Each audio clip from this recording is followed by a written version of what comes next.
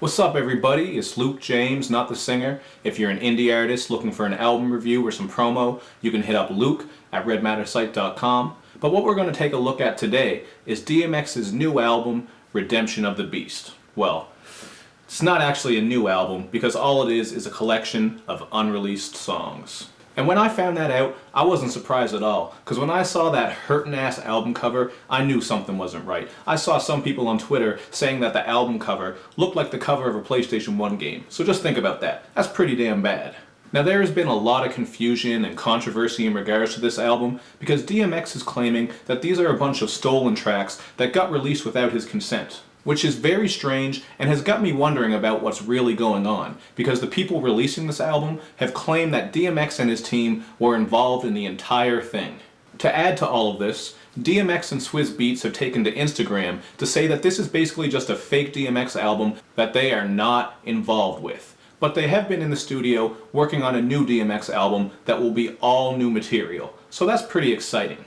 But long story short, the circumstances that surround this Redemption of the Beast album are very shady and very murky, so I'll just push that aside for now and we'll talk about the music, because I know this story is going to keep evolving. Swizz Beatz and DMX will keep saying one thing, I'm sure this label will keep saying another thing, so I'll just leave that to the blogs and the websites. This album starts off with the song Built Like a Bitch, where DMX explains what makes a man a bitch. And he does it over a beat that sounds like the music from a Mega Man X level, which obviously isn't really a bad thing because those games always have good music, but it is kind of weird.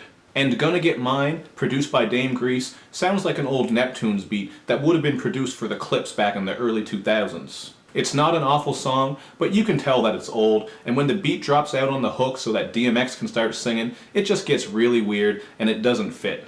And there's actually a lot of that DMX singing on here. He's borderline crooning on the inspirational song Get Up and Try Again, and on How's It Going Down, not to be confused with the original classic, he's doing the same thing.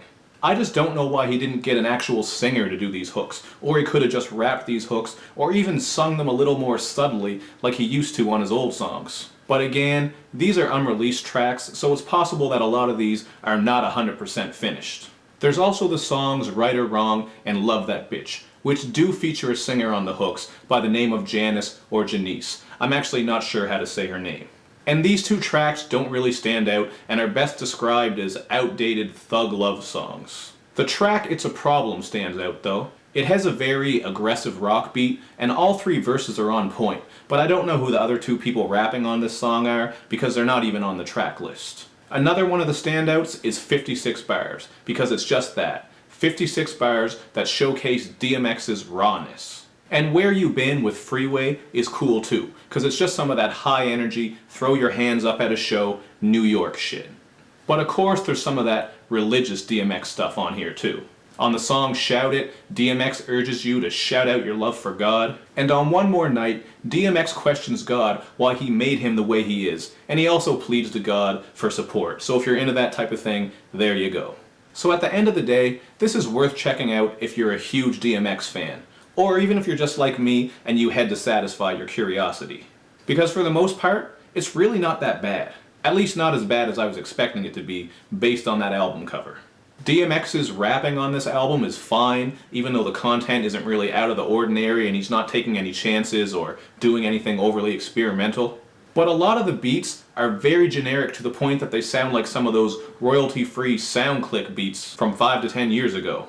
Like the beats on Spit That Shit and On in particular. This album just doesn't have that dark DMX feel to it, and the music on here does not evoke emotions the way DMX's older music does. But honestly, when you look at how long DMX has been around, and the amount of dumb shit that he's been through and has done, you can't really expect that, so you just kinda get what you get with these unreleased songs. Still, a lot of these unreleased DMX tracks are better than some of the new music that we get from some of the new artists today, so that alone has me looking forward to the real DMX album that he's working on with Swizz Beatz.